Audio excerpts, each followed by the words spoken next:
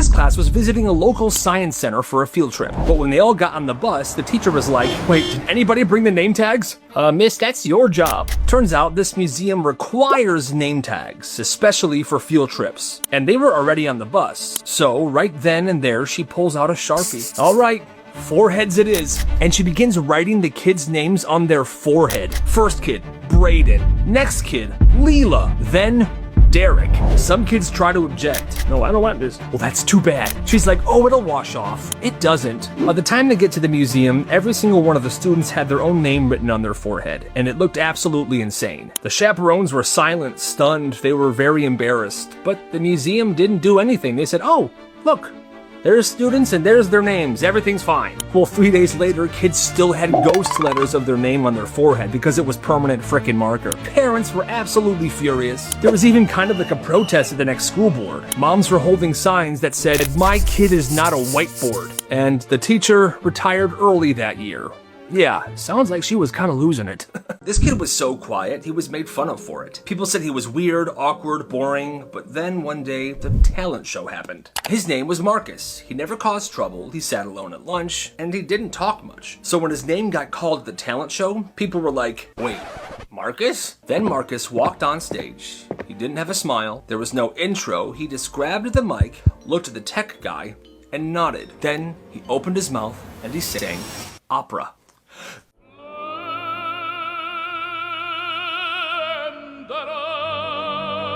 Like real opera. Some of it was in Latin, he had vibrato, the entire auditorium was silent. People were gasping, one girl started crying. "This is beautiful."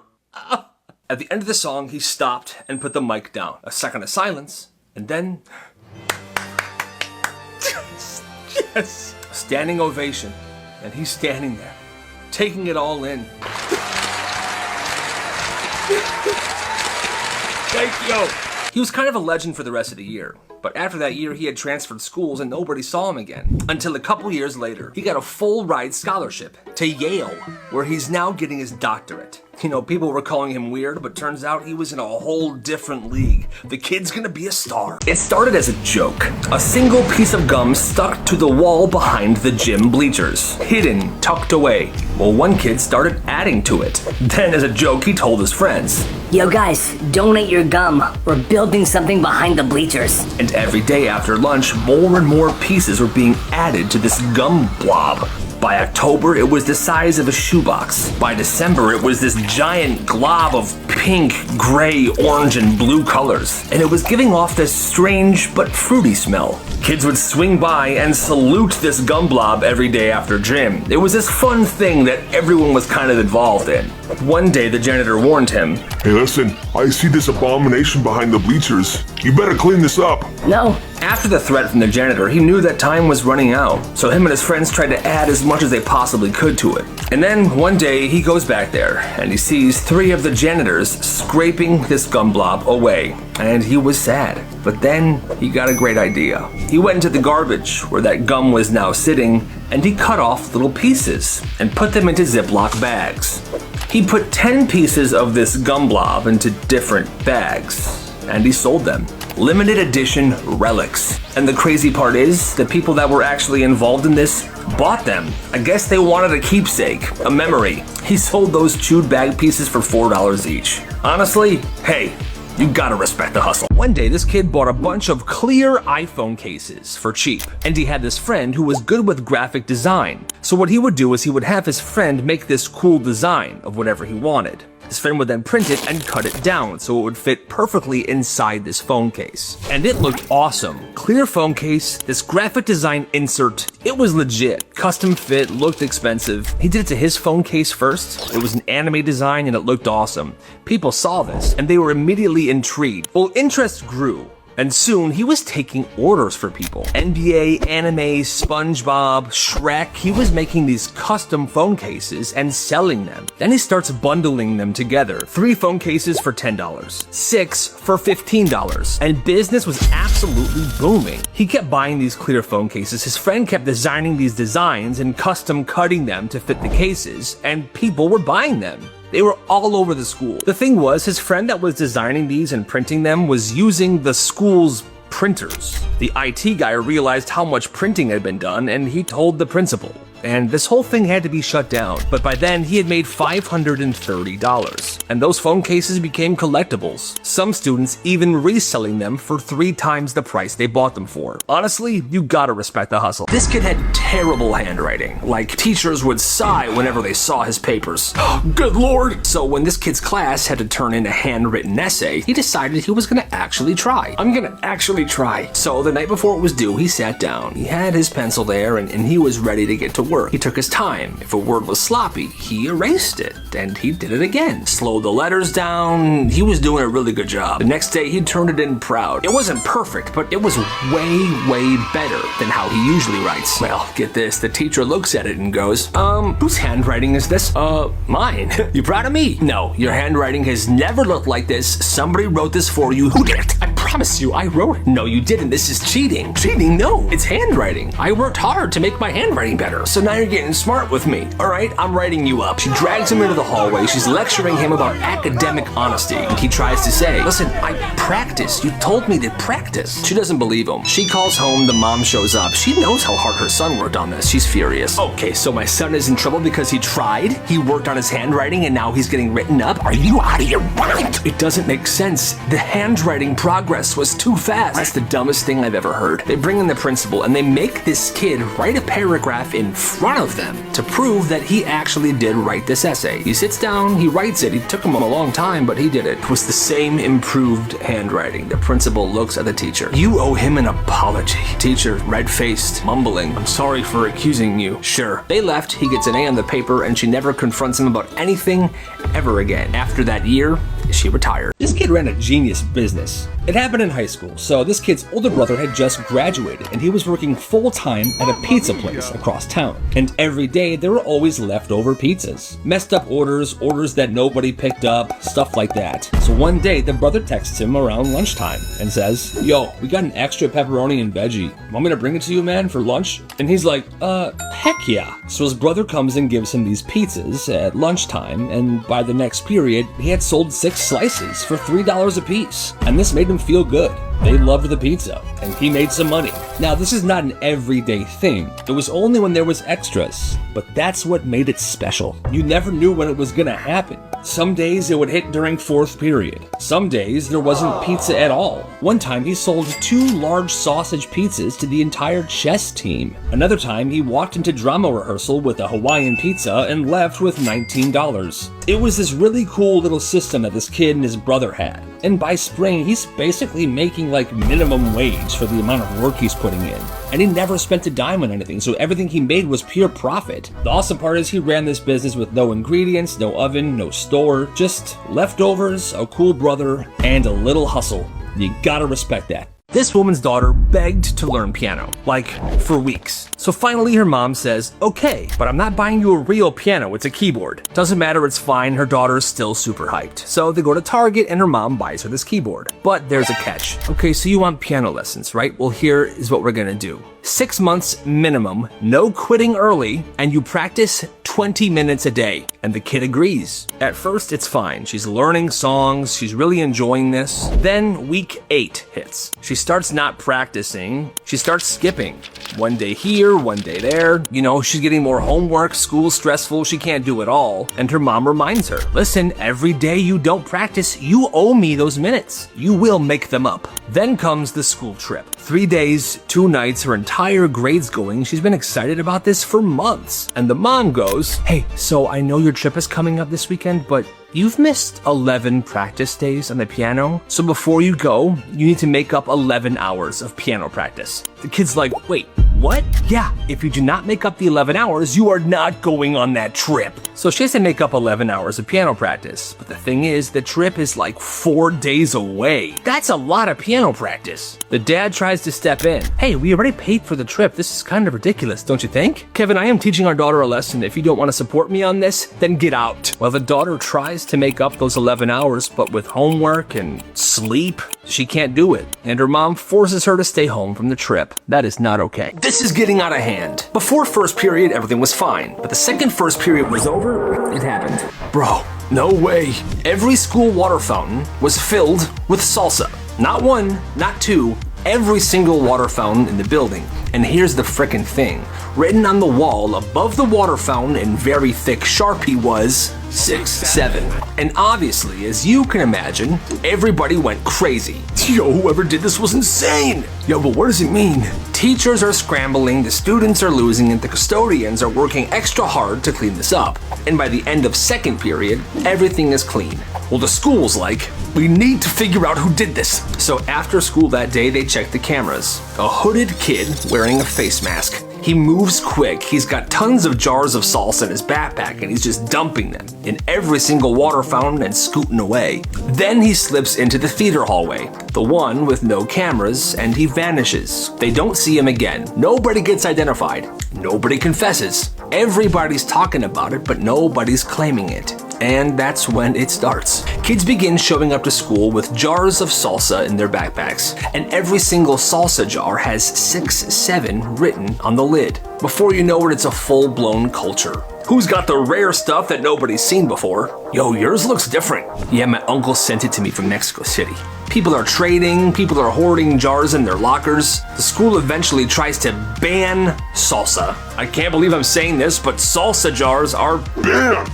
But that didn't stop anybody. People kept bringing their 6-7 salsa jars to school. Apparently, it has now calmed down a little bit, but I guess the school is still scrambling to stop all of this madness. That is insane. After winter break, this new girl transferred to this school. Her name was Nicole. Nicole was kind of shy, she wore the same fleece jacket every single day, and at first, during lunch every single day, she would eat in her car by herself. But after a week, one of the girls from this lunch table decided to invite her to sit with them.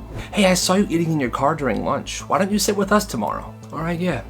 Thanks. So the next day comes around and she's sitting at this table. She's not talking much at all. She's just smiling politely and eating her lunch. And she sat at this table for the next few days. And every day during lunch, she would pull out this tiny folded note and she would read it to herself. Then she would smile and put it back in her lunchbox. Well, one of the girls at the table asks this. Hey, so what's with the note thing? You do it every day. And Nicole says this. Oh, well, my nanny writes me a note with my lunch and she's done that every day since I was little. Then another girl goes, isn't that like kind of embarrassing though? Like, that's super babyish. You're not in third grade anymore. Nicole's face changed. Oh, well, I mean, she does it for my little siblings too. It's just something that she's always done. It's just super weird. The next day, she was gone. Back to eating in her car. No one saw her at lunch after that day. The person that originally invited her talked to her friends. She wasn't happy. You guys are horrible for that. She's had a really rough home life and that nanny's like a mom to her and I just can't believe you. And the worst part is, her friends laughed at her for sticking up for Nicole. That's messed up. This girl was 13 years old when this happened. Her stepmom had been in her life for 3 years, but they still weren't close. She didn't listen to her stepmom, she didn't really trust her, and she would make that clear. I don't trust you. I don't care.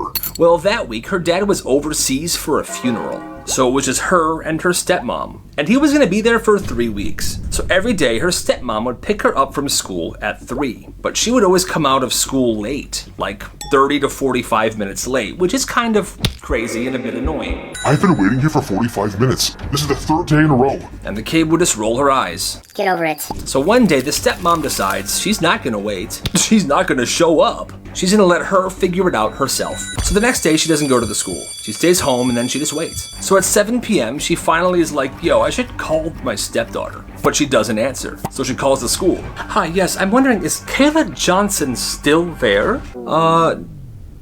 Kayla Johnson? No, she walked home at around 3:30. Oh no. Yeah, she messed up. She panics, she calls the neighbors, she calls the police. Eventually, they find her in somebody's backyard a few blocks away. What happened was she tried cutting through yards to get home. Well, one yard had a dog and it bit her in the leg. Badly. She limped away, realized her phone was dead, so she sat down and just cried. I mean, yeah, she shouldn't have went through someone's backyard, but still, this girl's 13. Her stepmom is responsible for her. The dad caught a flight that night. Are you kidding me? You let this happen. I'm at the airport right now. I am So done.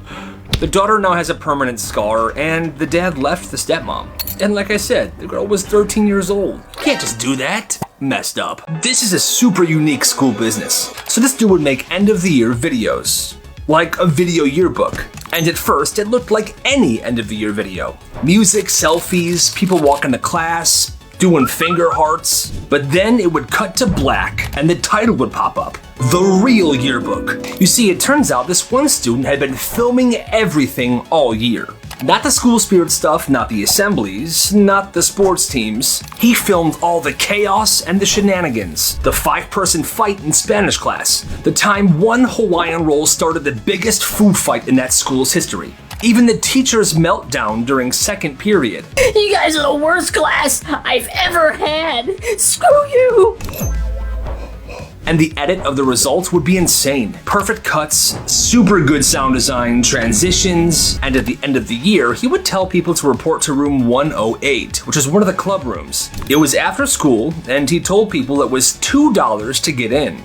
Most people had no clue what this was about, but they paid anyway, and by 3:15, the entire room was packed with people. The lights go off, it's silent. He presses play and the projector goes. The video starts and it's epic. People are laughing, they're cheering, they're losing their minds. It was all the crazy stuff that happened that year in one perfectly edited video.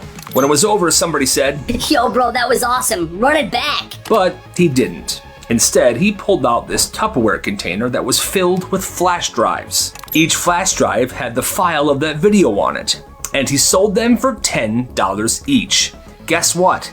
They sold out and he made absolute bank. He did this exact same thing for a few years after this. And then he stopped. But seriously, what a genius idea. You gotta respect this kid's hustle. It started with a long yellow slip and slide going down the hill at the park.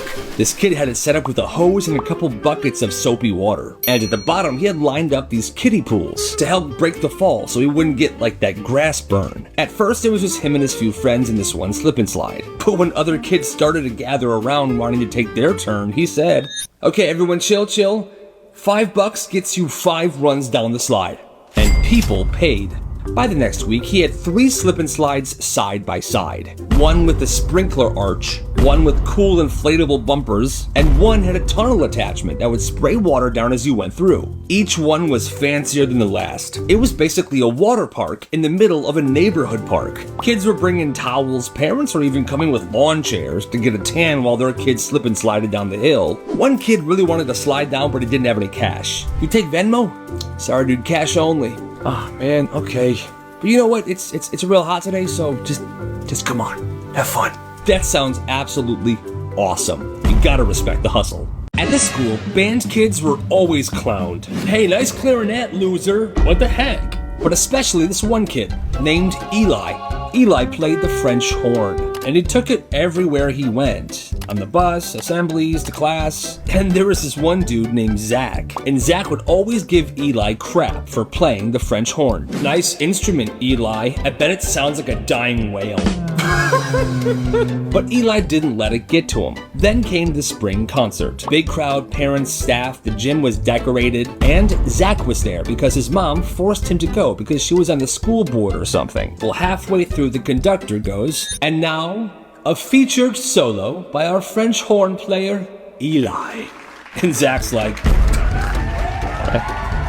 let's see this. Eli stands, French horn in hand, and he cooks. It's not just good, it's cinematic.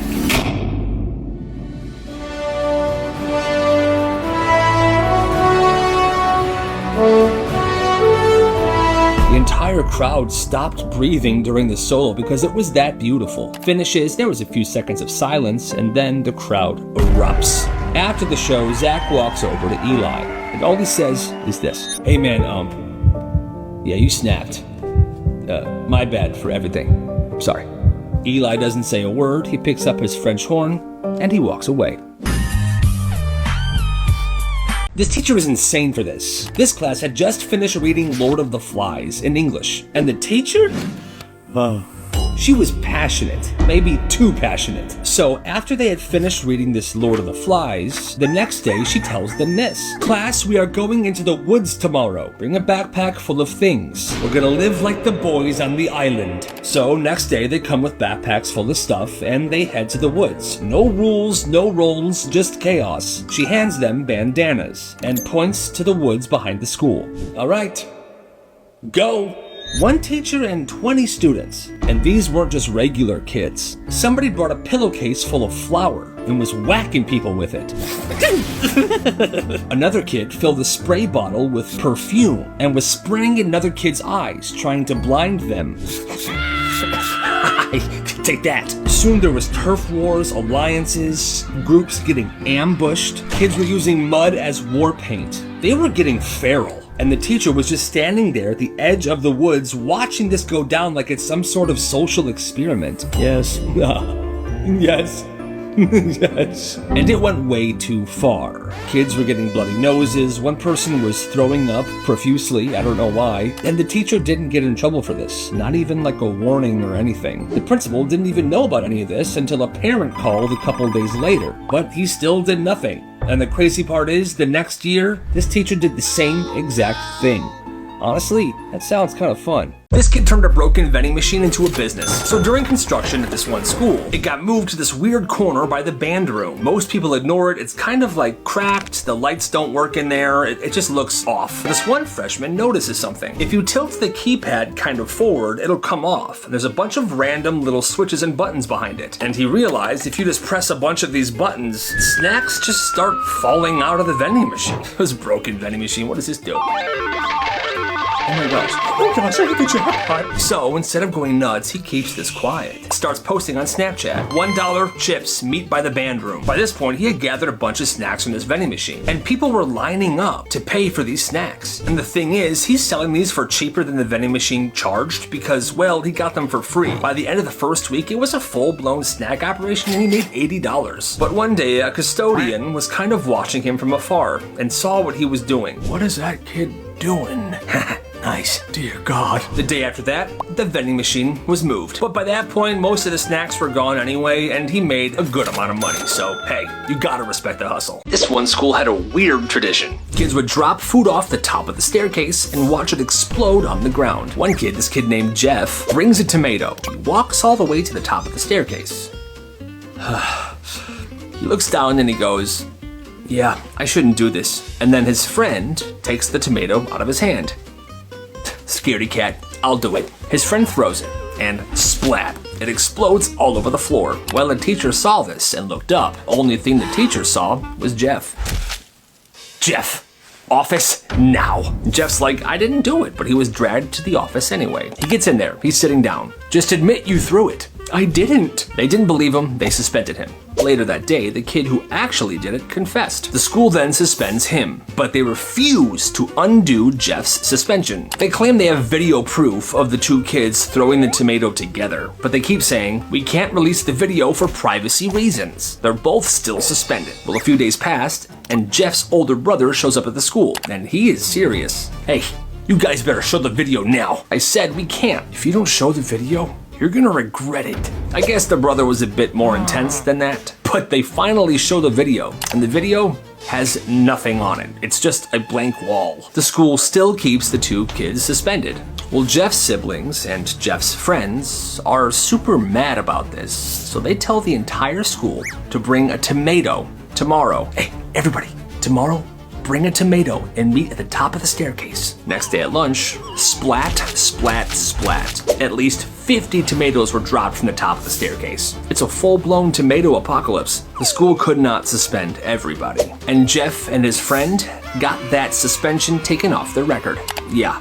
Good. Genius level 1,000. So this kid gets a job at the local movie theater. 2 tickets to the Helpful Cow, please. All right, enjoy the show. Well, day 3, he learns a pretty cool thing. All right, staff, a reminder, you all get free popcorn. Isn't that awesome? Best job ever. So every shift, right before close, he fills a bag with free popcorn. He ties it up and he stuffs it in his backpack. Popcorn into backpack. He goes home, goes into his bedroom, and he puts that popcorn into an even bigger bag of popcorn. It's a massive trash bag he keeps in his closet. He He does this for days. His closet turns into a popcorn storage unit, and he's trying to keep the popcorn as fresh as possible. Then what he does is he takes his popcorn to school and he sells it. Like for example, one night during a basketball game, the school is selling tiny popcorn bags for $4 each. He comes in, $2, fresh movie theater quality popcorn, $2. He goes behind the bleachers and a line forms. People are ditching the real concession stand to buy popcorn off of him. He upgrades his business too. Employees get 50% off of all candy. So one day he buys a bunch, tosses it in his backpack, and sells it at school for full price. I hear you have candy. Yep, Twix, Reese's, Butterfinger, what do you want? He's basically running concessions every day at school. And by the end of the year, he made more money selling popcorn and candy than the theater paid him to work there. And that is genius. You gotta respect the hustle. It started as this dumb thing. Some kid threw their own backpack into the air to be funny.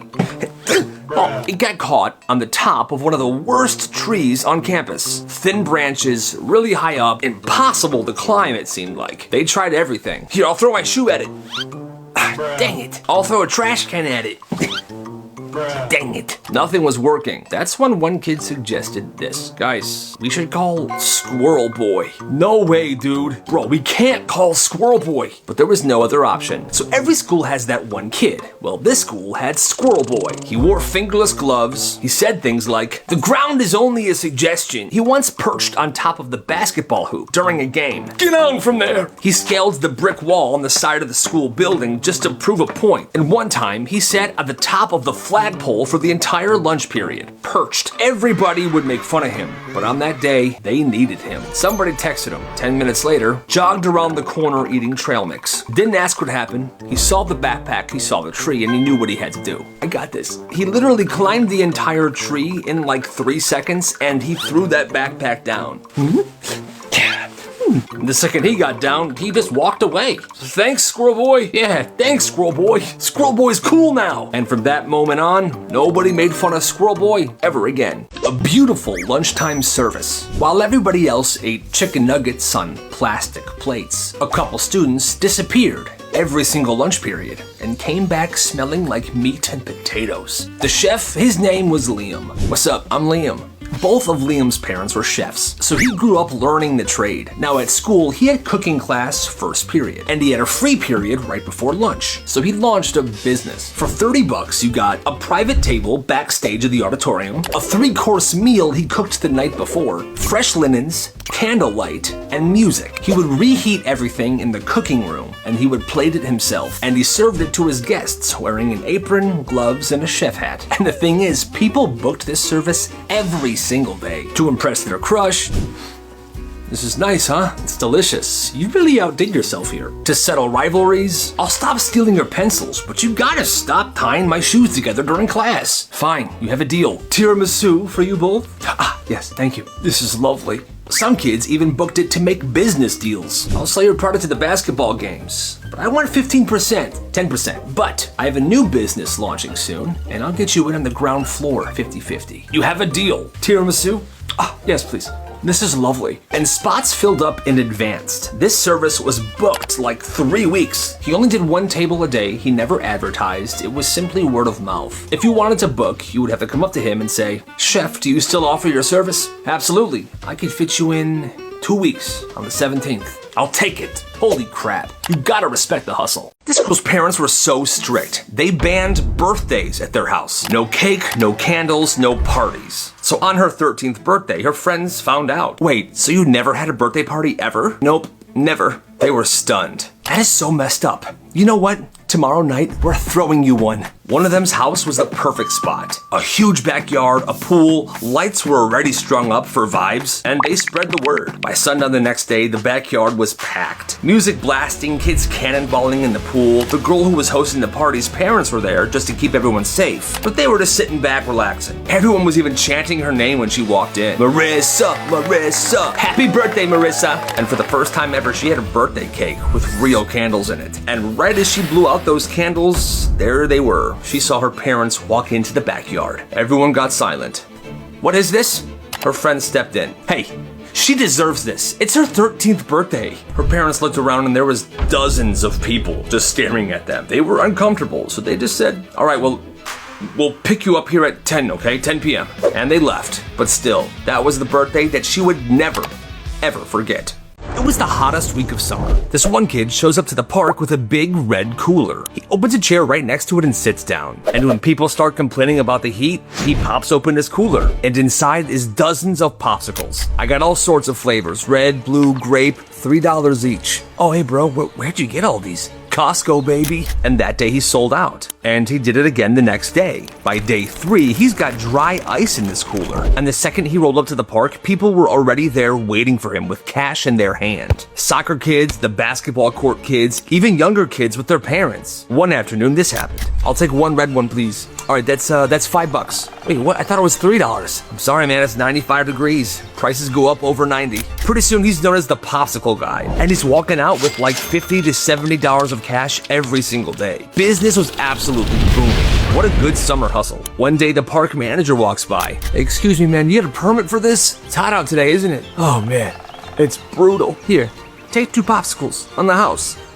My man. And that was that. He continued that for the rest of the summer. You gotta respect the hustle. আব্বা coffee নিয়ে আসছিল আজকে সন্ধ্যায় সবাই মিলে খাইছি তুই তো ছিলি না আনবো তোরে ডাকাইছে? আমি আর্জেন্টিনার সাপোর্টার না, ও আর্জেন্টিনার সাপোর্টার, 2 সাপোর্টার। আমার মনে হয় আমি জানি তুই এখানে কেন আসছিস। তপু কিন্তু আরো ভালো কবিতা লেখে, সেটা তোমার ভাইকে দেখলেই বোঝা যায়। সুর মেলাতে আমার বেলা যে যায়। মানুষ ব্রিলিয়ান্ট হলে কি চালাক হয় নাকি? তুমি যত কিছু বলো না কেন, তোমার ভাই একটা বোকাই থাকবে, ঠিক আছে? ওরকম কোনো ভালো কার্ড তো নাই এই দোকানে। আচ্ছা ভাই, ওই যে খুললে মিউজিক বাজে, তবে লাইট জ্বলে। আপনার ছেলে যে এরকম একটা চিঠি লিখতে পারে আমি তো ভাবতেই পারিনি। মা, স্কুল তো বন্ধ আর 7 দিন পরই তুমি এখনো আমাকে পড়ার জন্য চাপ দিবা? আপনি জানেন আমি কি চিন্তা করেছি? এবার ঈদে আমাকে সবচেয়ে সুন্দর আর স্পেশাল কার্ডটা যে দিবে। ওই রূপার সঙ্গে একটু দেখা করতে আসছিলাম। দেখা হয়েছে? আমি কতগুলো ঈদ কার্ড পেয়েছি আপনি জানেন? কতগুলা? অনেক। আশ্চর্য, এখনই মিউজিকটা চলছে? এতদিন তো ব্যাটারি নষ্ট হয়ে যাওয়ার কথা। আম্মা, তবু ভাই গিটার দিয়ে গান গাচ্ছে, শুনতেছো? আমি ছাদে গেলাম। কি খোঁজ নিছিস? আমার মধ্যে অনেক মিল আছে। কি মিল আছে?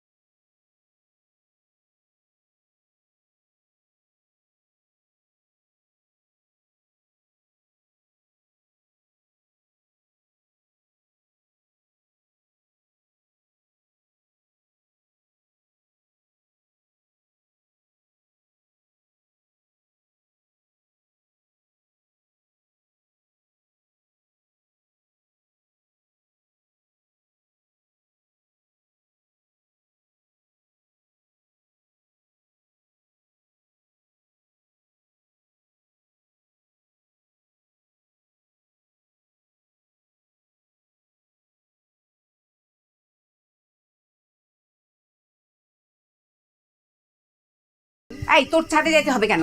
ও মা, কারেন্ট নাই, ঘরে কি করব? আর কি সুন্দর জ্যোৎস্না। এখানে ওস্তাদের কাছে ভর্তি হয়েছি পরশুদিন থেকে শিখতে যাব। আর আপনি এখন বানায় বানায় বলতেছেন আমার জন্য সাপোর্ট করছেন, এটা আমাকে বিশ্বাস করতে হবে। জীবন নেও না, আমি বিশ্বাসই করব না। কেন আসছিস? এমনি আসছি। কেন, এখানে কি আসা যাবে না? নিষেধ আছে? তোমার নাকি মন খারাপ? আপনি আমার সাথে মজা করছেন? না না। কার্ডের কথাগুলো তুমি লিখছো? হ্যাঁ, আমি লিখেছি, কিন্তু কথাগুলো আমার না। আচ্ছা শোনো না, আমি তোমার জন্য একটা ঈদ কার্ড বানাইছি, আমি বাসা থেকে নিয়ে আসি। তুই বানাইছিস?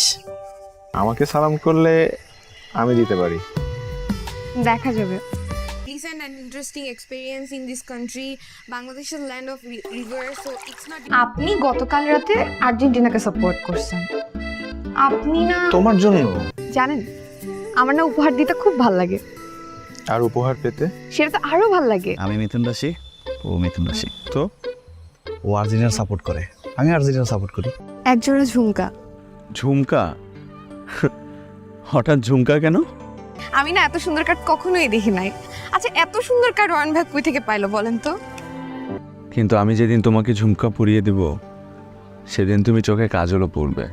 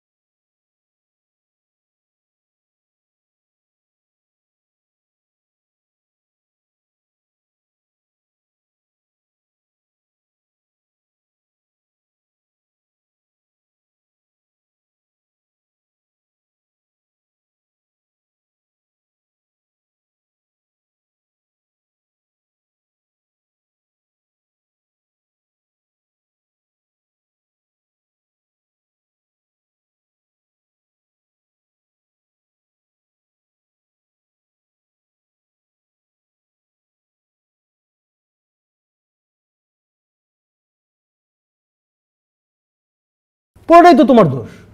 তুমি কি জন্য ফোন দিচ্ছ সেটা বলো। বাবু তুমি আমার থেকে 1.5 লাখ টাকা। আমি তোমাকে বিয়ে করতে চাই না। মানে আপনার বয়ফ্রেন্ড ফোন দেয় নাই? না তোর কর্মকাণ্ড না আমার কখনোই পছন্দ হয়নি, তারপরও তোর আমি ছেড়ে যেতে পারি না। কেন জানো? আচ্ছা আপনি যে স্ট্যামারিং করেন ডক্টর দেখিয়েছেন? ডক্টর দেখিস। Oh my god daily refreshed I am trying. তোর এই ট্রাইং দেখে মনে হইতেছে তোর আমার বয়ফ্রেন্ড অনেক ভালো, আপনার গার্লফ্রেন্ডের মতো এত খারাপ না। হ্যাঁ মতিন কি? আসলে না আমার মনটা অনেক খারাপ। চোখ বন্ধ করেন।